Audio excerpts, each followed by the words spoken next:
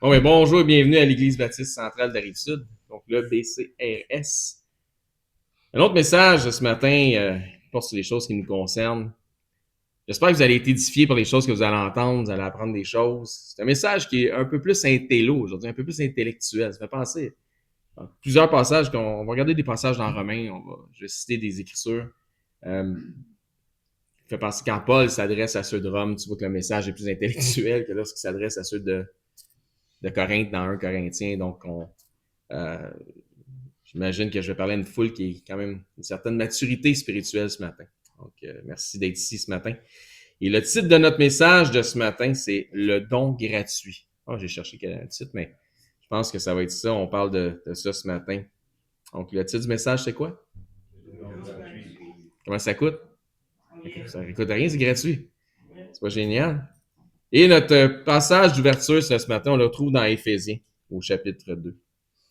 Un passage que il y a des versets dans ce passage-là qui sont bien connus. Et on va lire Éphésiens chapitre 2. On va lire les 10 premiers versets. Éphésiens 2.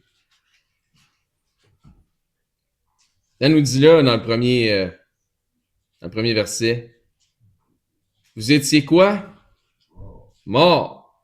Vous étiez morts par vos offenses et par vos péchés. On était morts par nos offenses et nos péchés. Donc, quel était l'état dans lequel on était?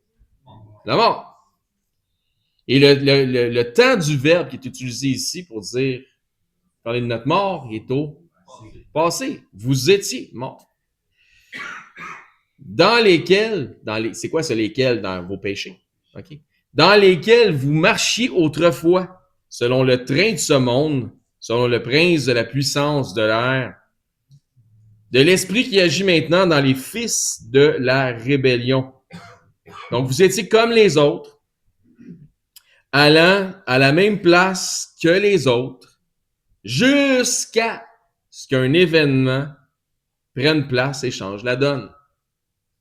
Vous étiez pareil comme tout le monde. Nous tous aussi, nous étions de leur nombre, du nombre de ceux qui étaient morts. Et nous vivions, bien que morts, autrefois, selon les convoitises de notre chair, accomplissant les volontés de la chair, de nos pensées. Et nous étions par nature des enfants de colère, comme les autres. On était comme les autres. Donc, Dieu ne fait pas exception de personne. Il n'y a pas de présélection divine que Dieu fait, comme certains l'enseignent. D'accord? Parce que tout le monde était dans le même bateau. Mais, pour certains, il y a un événement qui se produit. Il y a quelque chose qui se passe. Mais avant cet événement-là, il n'y a pas de présélection divine. Tout le monde est à la même place. Mais Dieu, qui est riche en miséricorde, à cause du grand amour dont il nous a aimés, et qu'est-ce qu'on sait de ça? Car Dieu a tant aimé le monde qu'il a donné son Fils unique afin que quiconque croit en lui ne périsse point, mais qu'il ait la vie éternelle. Donc, nous étions morts par nos offenses, comme il dit au verset 1, vous étiez morts par vos offenses et par vos péchés. Il nous a rendus à la vie. De mort, on est passé à la vie avec Christ. Il dit ensuite, c'est par grâce que vous êtes sauvés. Donc, on voit ça en parenthèse. Donc, de mort à vivant. Donc, tous ceux qui ont la foi en Jésus-Christ ont été spirituellement ressuscités. Vrai? Bon, si vous n'êtes pas certain, on va regarder le prochain passage. Regardez ça. Il nous a ressuscités. Oui, effectivement, c'est ça. Il nous a ressuscités ensemble et il nous a fait asseoir ensemble dans les lieux célestes en Jésus-Christ. Ta place au ciel est assurée si tu as la foi en Jésus-Christ, comme Seigneur et Sauveur. Donc, afin de montrer dans les siècles à venir l'infinie richesse de sa grâce par sa bonté envers nous en Jésus-Christ. C'est par grâce que vous êtes sauvés, comme il disait au verset 5. Verset 5, en parenthèse, par le moyen de la foi. Et cela ne vient pas de vous, c'est le don de Dieu. Donc, aujourd'hui, on va parler du don gratuit. Ce n'est point par les œuvres, afin que personne ne se glorifie, car nous sommes son ouvrage. Donc, c'est pas nos œuvres, nous sommes l'œuvre de Dieu. car nous sommes son ouvrage ayant été créé en Jésus-Christ pour de bonnes œuvres. Donc, pas sauvés par les œuvres, nous sommes l'œuvre de Dieu en quelque sorte, puis on a été sauvés en Jésus-Christ pour des bonnes œuvres que Dieu a préparées d'avance afin qu'on les mette en pratique, afin que nous les pratiquions. Donc, lors de notre dernière étude, la semaine passée, on a parlé de l'influence de l'Église catholique romaine envers les laïcs afin que ceux-ci ne s'intéressent pas à lire les Écritures. Vous vous souvenez, j'ai parlé de ça, ils ne voulaient pas, puis ils ont sorti le petit catéchisme, on a fait un fascicule, tout est résumé là-dedans. Donc, on a parlé de ça la semaine passée. Donc, encore une fois, les réalités passées en ce qui concerne l'Église catholique romaine sont maintenant malhabilement transposées comme étant des mythes. Donc, c'est pas vrai, ça. C'est pas vrai qu'on voulait pas que les laïcs lisent la Bible. Hein? Il y en a qui s'en souviennent, donc c'est mal transposé, c'est sûr, c'est transposé comme étant des mythes sur les sites Internet qui font l'éloge de cette dénomination religieuse. Puis quand on regarde à la manière dont les enseignements sur le salut ont évolué, en fait, je devrais plutôt dire, ont plutôt dépéri au sein de l'Église catholique romaine, ça frise le salut par les œuvres. Donc, on ne mettra pas la tête dans le sable. On va en parler éventuellement. On va passer plus en détail sur ces choses-là. Donc, il y a même une idéologie du salut qui se véhicule, qui est verbalement transposée, incluant dans l'Eucharistie. Un genre d'évangélisation moderne liée à l'Eucharistie et à la transsubstantiation. Puis ça se véhicule présentement, pas il y a longtemps, ça se véhicule présentement dans leur nouveau séminaire, hein, ils se font des séminaires de groupe, et c'est très bizarre. Puis je vous parle de maintenant, avec la génération actuelle, des défenseurs ou des influenceurs, parce que c'est rendu ça, du catholicisme romain sur les médias sociaux. Et ça sonne comme un autre évangile, mais comme je vous dis, on y reviendra à ces choses-là. Donc soyez avertis, soyez avisés, soyez aussi prudents dans les choses que vous entendez. Donc, tel que vu dans notre texte d'ouverture, le salut qui signifie, encore une fois, je vous répète, ça va être un message qui va être un peu plus intello aujourd'hui, mais le salut qui signifie l'obtention de la vie éternelle et l'obtention certaine d'une place au ciel, comme on a vu dans notre texte d'ouverture, s'obtient par la grâce de Dieu, via le moyen de la foi personnelle, en l'évangile de Jésus-Christ, notre Seigneur et Sauveur. Ayant grandi dans un milieu où j'ai légèrement, mais suffisamment côtoyé le catholicisme romain, j'ai été baptisé. Étant bébé, j'ai fait ma confirmation, ma première communion, et j'ai même, au grand désarroi du curé de la paroisse, été une seule fois enfant de cœur. Je sonnais la cloche quand il fallait pas, puis je la sonnais pas quand il fallait. J'avais aucune idée de ce que je faisais. Ça paraissait dans sa face qu'il était pas content. Pauvre bonhomme. Donc, ayant grandi dans ce milieu, j'ai jamais eu une réponse. Personnellement, je vous partage mon histoire. J'ai jamais eu une réponse aussi claire concernant le salut et la vie éternelle que celle qui est exprimée par Paul dans Éphésiens 2:8. Lorsqu'il nous dit « Car c'est par la grâce que vous êtes sauvés ». Super simple. Par le moyen de la foi. Cela ne vient pas de vous, c'est le don de Dieu. J'ai grandi, j'ai évolué d'enfant à jeune homme en entendant constamment des gens dire qu'il fallait faire des bonnes œuvres, que c'est important de faire des bonnes œuvres. Tu sais, quand tu te renseignes à savoir comment tu fais pour aller au ciel, parce que c'était quelque chose qui m'intéressait. Ben, fais des bonnes œuvres, là, tu sais. J'ai entendu ça constamment. Tandis que Paul exprime clairement que le salut ne vient pas de nos œuvres, mais que Dieu nous sauve et ensuite a prévu pour nous une liste des bonnes œuvres que nous devons accomplir. Ailleurs, Jésus exprime que l'œuvre utile au salut n'est pas des hommes, mais elle est de Dieu. Et l'œuvre que Dieu fait est de plaider avec les hommes afin qu'ils croient au Fils. Et ça, je vous résume le passage. On trouve ça dans Jean 6, 29. Jésus dit l'œuvre de Dieu lorsqu'ils disent à Jésus, quelles sont les œuvres de Dieu pour qu'on puisse les faire? Jésus répond, c'est pas vos œuvres ne changeront rien. L'œuvre de Dieu, c'est que vous croyez en celui qui l'a envoyé. Dieu est dans la business de sauver des âmes. Vous pouvez tourner ou retourner dans le passage qu'on a lu ce matin, que frère Vincent nous a lu dans Psaume 118. J'aime beaucoup ce psaume. Dieu a fait une chose merveilleuse envers nous.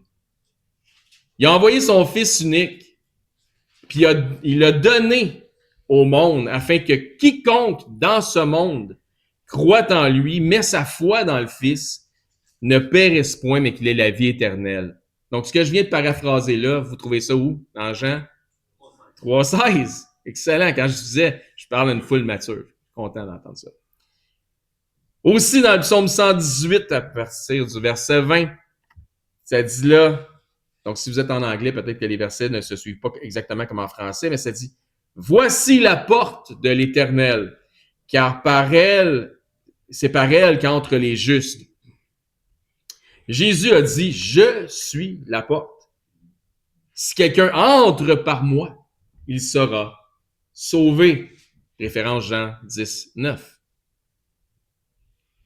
Je te loue parce que tu m'as exaucé, parce que tu m'as sauvé. La pierre qu'ont rejeté ceux qui bâtissaient est devenue la principale de l'angle. C'est de l'Éternel que cela est venu. C'est un prodige à nos yeux. Dieu a fait des grandes choses pour nous. Dieu a fait des prodiges pour nous. La venue de Christ, son sacrifice pour le salut et sa résurrection, etc., ce sont des prodiges, ce sont des merveilles que Dieu a accomplies pour nous, pour notre salut. C'est l'œuvre de Dieu faite en notre faveur, pour notre salut, pour notre rachat.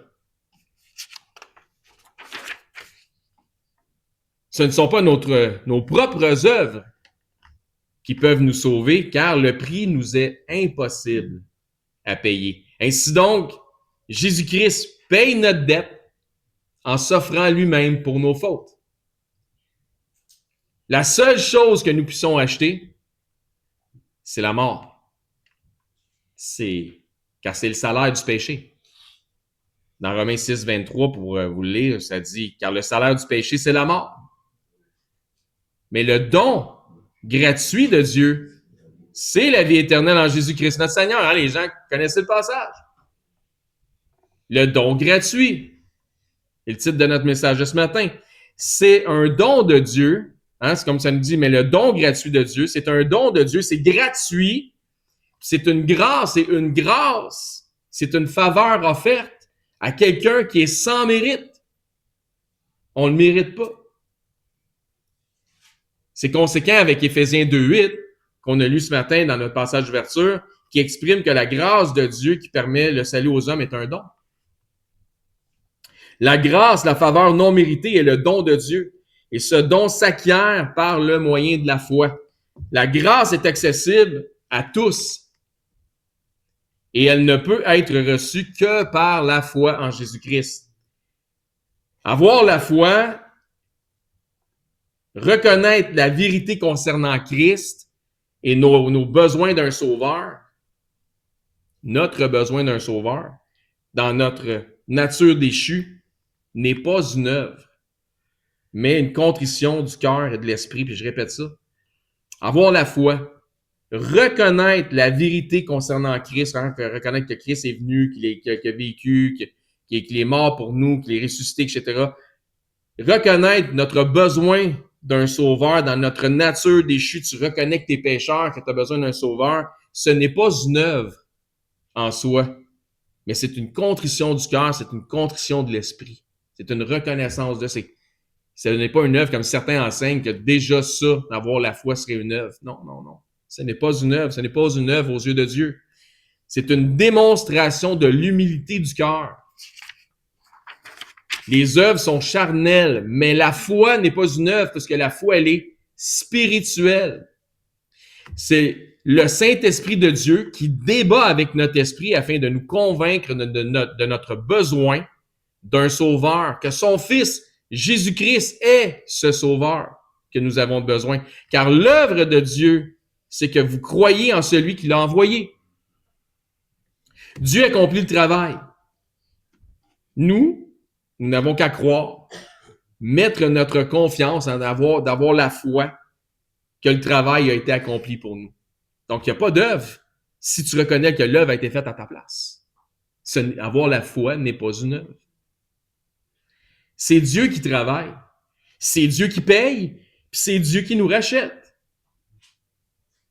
D'esclaves du monde, d'esclaves du péché, puis de nos convoitises dans ce monde,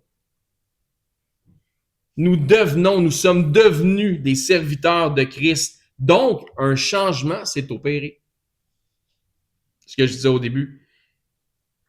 Maintenant, nous sommes co-ouvriers avec Christ, utiles pour Dieu, pour maintenant accomplir les bonnes œuvres que Dieu a préparées d'avance, afin que nous mettions en pratique les enseignements de Dieu que l'on trouve dans son Saint-Livre. Ainsi donc, Dieu accomplit un travail en la personne de son Fils.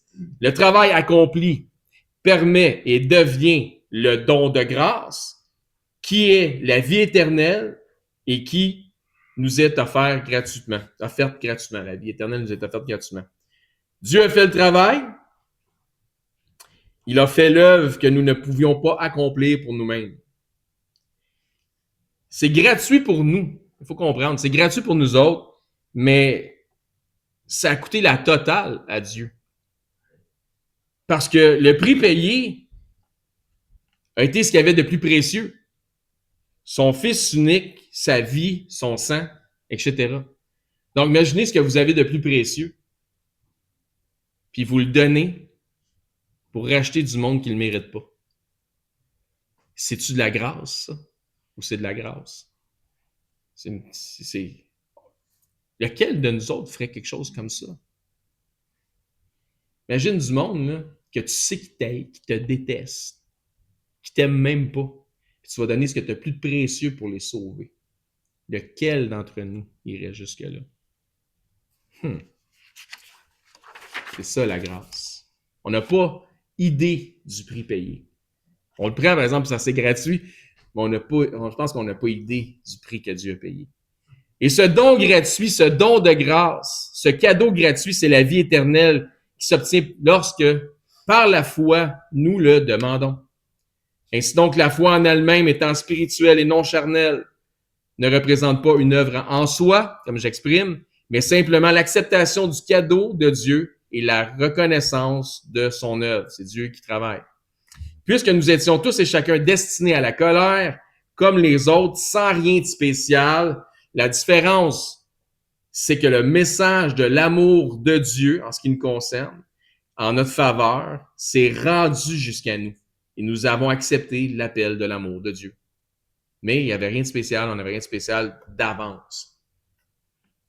Puisque nous étions tous comme les autres, comme ça nous dit à notre passage d'ouverture, nous dirigeant vers la mort, ainsi donc, en ces termes, la foi qui nous a sauvés en est une qui est issue d'un choix personnel, sous l'influence du Saint-Esprit de Dieu, qui nous a convaincus de son grand amour. Et je répète ça, parce qu'encore une fois, c'est un télo un peu notre affaire ce matin. Puisque nous étions tous comme les autres, nous dirigeant vers la mort, ainsi donc, en ces termes, la foi qui nous a sauvés en est une qui est issue d'un choix personnel, sous l'influence de l'Esprit de Dieu, qui nous a convaincus de son grand amour. L'Esprit de Dieu est celui qui plaide avec notre esprit afin de nous convaincre de notre condition de pécheur, d'un châtiment à venir et de notre besoin d'un sauveur. Puis le message de l'Évangile est la puissance de Dieu à salut pour quiconque croit. Donc, gloire à Dieu, puisque dans sa miséricorde, il s'adresse aux hommes et il nous dit « Ainsi en est-il de ma parole qui sort de ma bouche. Elle ne retourne point à moi sans effet, sans avoir exécuté ma volonté et accompli mes desseins. » Et on trouve ce passage-là dans Ésaïe 55, 11, 5, 5, 1, 1. La volonté de Dieu est que tous les hommes soient sauvés et parviennent à la connaissance de quoi? La vérité, 1 Timothée 2, 4. La volonté de Dieu, c'est que tous les hommes soient sauvés. Est-ce que c'est la volonté de Dieu que tous les hommes soient sauvés? Donc, c'est la volonté de Dieu qu'aucune âme ait en enfer. Est-ce que c'est la Bible nous exprime? Donc, de dire le contraire de ce qui est écrit là, serait de dire le contraire de ce que Dieu veut exprimer à travers Paul à Timothée. Donc, par la prédication de l'Évangile, le plan de Dieu s'accomplit. Les gens entendent, parce que tu entends, tu peux avoir la foi, parce que quelqu'un prêche, etc., etc., etc. Donc, la volonté de Dieu est certainement que tous les hommes soient sauvés, que tous les hommes, les femmes aussi, par la foi, viennent à faire la connaissance de son Fils et ainsi qu'ils puissent être réconciliés avec lui à travers la personne de son Fils Jésus-Christ. Mais Dieu, malgré sa toute-puissance, malgré sa propre volonté, sa volonté c'est quoi? C'est que tous les hommes soient sauvés. Malgré sa propre volonté, n'ira pas contre la volonté individuelle des hommes. Il forcera pas rien. Il va plaider avec toi, il va t'emmener le message, il va plaider avec toi, il va essayer de te convaincre, mais il te forcera pas. Imagine, j'ai un cadeau gratuit, puis il faut que je te force à le prendre. Ça va pas bien, hein? Deux hommes marchent-ils ensemble sans en être convenus, nous dit dans Amos 3:3. Faut qu'on s'entende. Il peut y avoir un petit débat, mais il faut s'entendre. Dieu ne force personne. Il plaide avec eux, avec les hommes, cherche à les convaincre, mais ne s'opposera pas à leur choix égoïste. Parfois, l'ego des hommes l'emporte sur le message d'amour du Saint-Esprit. C'est pourquoi Salomon, dans les Proverbes, ainsi que les apôtres, nous rappellent que Dieu fait grâce aux humbles. On ne se moque pas de Dieu, car si tel est le cas, Dieu se moque des moqueurs. Dieu résiste à celui qui le résiste, car Dieu résiste aux orgueilleux. Vous êtes bons. Mais Dieu fait grâce aux humbles. Excellent. Le passage dans Ésaïe qui nous parle de la parole de Dieu comme étant comme un genre de boomerang qui part et revient à lui sans avoir, ça ne reviendra pas à lui sans avoir accompli ses desseins et sa volonté. Je l'associe avec cette instruction que Jésus avait donnée à ses disciples. Jésus, les ayant envoyés prêcher l'évangile du royaume, leur a dit, lorsqu'on ne vous recevra pas et qu'on n'écoutera pas vos paroles, sortent donc les paroles de l'évangile, donc paroles de Dieu, sortez de cette maison ou de cette ville et secouez la poussière de vos pieds. Dieu ne force personne, les hommes sont libres de leur choix. L'évangile est prêché, la parole de Dieu est répandue, la volonté et les desseins de Dieu s'accomplissent. Ainsi, les hommes peuvent choisir d'aller dans le même sens que la volonté de Dieu et accepter le salut qui leur est offert ou refuser le cadeau gratuit de la vie éternelle et confirmer ainsi leur propre destinée. Je répète, l'évangile est prêché, la parole de Dieu est répandue, la volonté et les desseins de Dieu s'accomplissent parce que sa parole ne reviendra pas à lui sans avoir accompli ses desseins, sans avoir accompli sa volonté. Ainsi, les hommes peuvent choisir, lorsqu'ils ont entendu l'évangile, ils peuvent choisir d'aller dans le même sens que la volonté de Dieu. Et la volonté de Dieu, c'est que tous les hommes soient sauvés, qu'aucun périsse. Donc, ils peuvent choisir d'aller dans le même sens que la volonté de Dieu puis accepter le don gratuit qui leur est offert ou refuser ce cadeau gratuit qui est la vie éternelle et confirmer leur propre destinée. C'est un choix. La destinée des âmes des hommes allant dans le même enfer qui a été préparé pour Satan et ses anges rebelles n'est pas selon la volonté de Dieu. Si Dieu avait des tripes, ce serait viscéralement contre la volonté de Dieu que des âmes aillent en enfer. C'est ce que les gens comprennent pas. Ce que certaines dénominations comprennent pas dans leurs enseignements. Et c'est aussi ce que les païens ou les gens du monde comprennent pas lorsqu'on leur exprime ce que représente l'Évangile. Les gens doivent comprendre que la destination de l'enfer pour les hommes est contre la volonté divine. C'est un lieu destiné à ceux qui s'opposent à lui. C'est un lieu destiné pour les rebelles. Donc, le texte d'ouverture nous parlait tantôt, on était tous comme des fils de rébellion. C'est pourquoi Dieu s'efforce de convaincre les rebelles de se repentir de leur rébellion. Dieu veut faire la paix avec tous les hommes. Étant donc justifiés par la foi, nous avons la paix avec Dieu par notre Seigneur Jésus-Christ, comme ça nous dit dans Romains 5:1. Étant donc justifiés par la foi, nous avons la paix avec Dieu par notre Seigneur Jésus-Christ. Avant ça, on n'était pas en paix avec Dieu. On était en tiraillement contre Dieu. Au commencement, l'homme a été créé pour avoir une relation avec Dieu. On voit ça dans le jardin. On voit la relation entre Dieu et Adam. Donc, ils se parlent dans le jardin, ils ont une relation ensemble. Maintenant, par nature, une nature déchue, nous sommes séparés et éloignés de Dieu. Mais il n'en était pas ainsi au commencement. L'homme était prédestiné à une relation et à une proximité avec Dieu à la vie éternelle au commencement. C'était ça. Dieu l'avait fait pour ça. Dieu a créé l'homme pour travailler dans le jardin, mais pour avoir aussi une relation avec lui. Selon la volonté de Dieu, dès le commencement, dans son programme de création parfaite, on voit que Dieu a créé, tout ce qu'il a créé, c'était bon, puis très bon. Puis à la fin, il n'est pas bon que l'homme soit seul. Je lui ferai un aide semblable à lui. Anyway. Donc, selon la volonté de Dieu, dès le commencement, dans son programme de création parfaite, l'homme est prédestiné à la vie éternelle.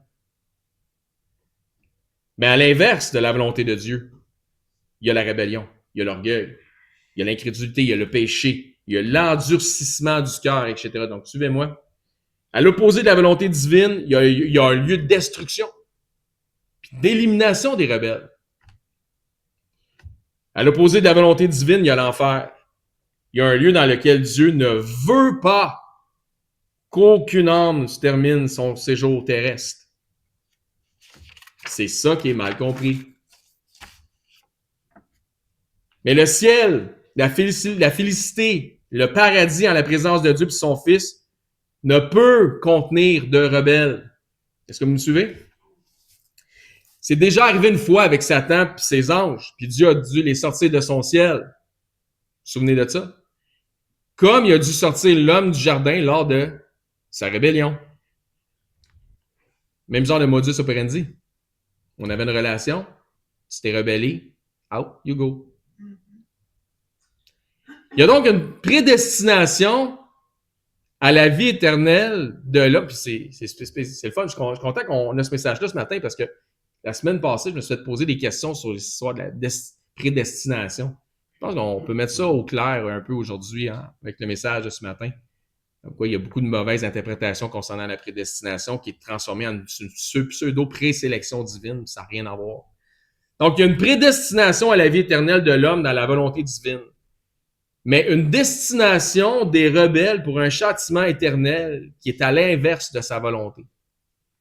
Autrement dit, si Dieu faisait une présélection des âmes pour aller au ciel, si Dieu faisait une présélection des âmes, là, une présélection divine, là, les fameux présélectionnés, là, ben Dieu choisirait, selon sa volonté, à 100% toutes les âmes pour aller au ciel.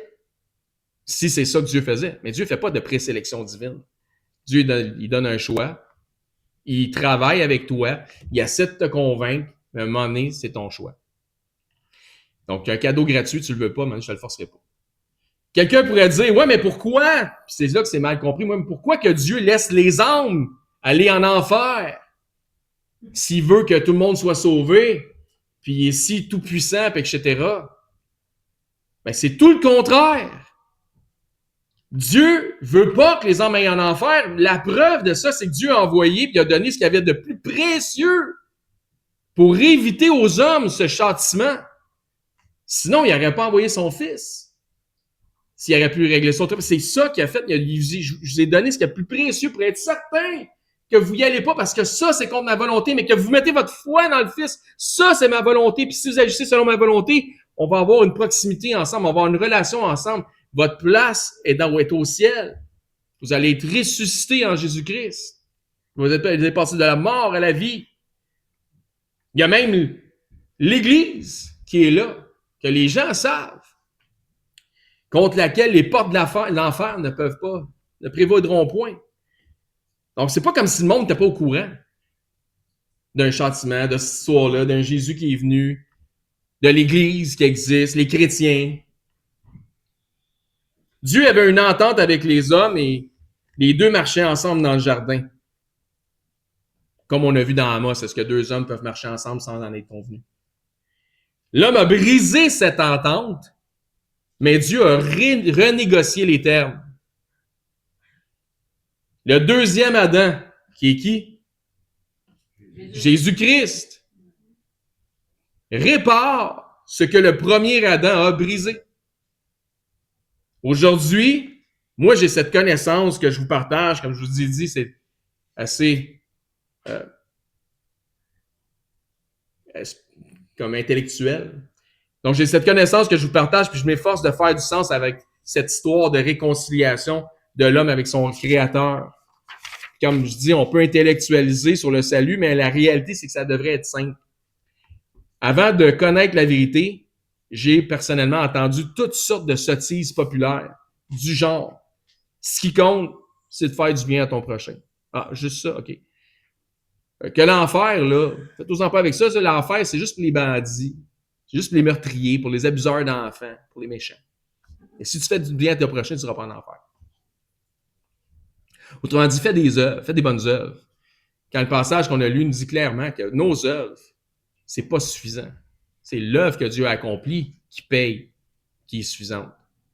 Mais j'ai entendu ça. Vous avez entendu des choses, les mêmes choses, je suis certain. J'ai même entendu parler du purgatoire. Faites-vous-en pas, tu vas avoir une deuxième chance.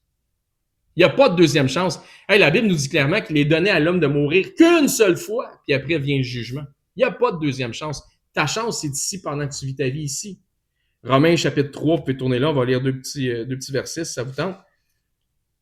On m'a même déjà confirmé que parce que j'avais été baptisé en tant que bébé, que j'avais fait mes sacrements, etc., autrement dit parce que j'étais catholique, là, qu'il n'y avait pas de souci à me faire. J'ai même entendu l'expression « gagner ton ciel ». J'ai entendu parler des 7 péchés capitaux. Puis là, je me demandais, écoute, je qualifie-tu parmi les damnés dans ces 7 péchés capitaux-là qui viennent d'une équilibration d'un pape? Donc, j'ai entendu parler de ça. Mais j'ai jamais entendu quelque chose d'aussi simple que Romains 3, 23. Car tous ont péché et sont privés de la gloire de Dieu. Car tous, amen. Car tous sont péchés et sont privés de la gloire de Dieu. Donc, il y a zéro confusion, là. Je suis pas confus, là, quand je lis ça, là, quand on me l'annonce. Et ils sont gratuitement, le don gratuit. Ils sont gratuitement justifiés par sa grâce, qui est un cadeau, qui est une faveur non méritée, par le moyen de la rédemption qui est en Jésus-Christ, par le moyen de la foi en Jésus-Christ.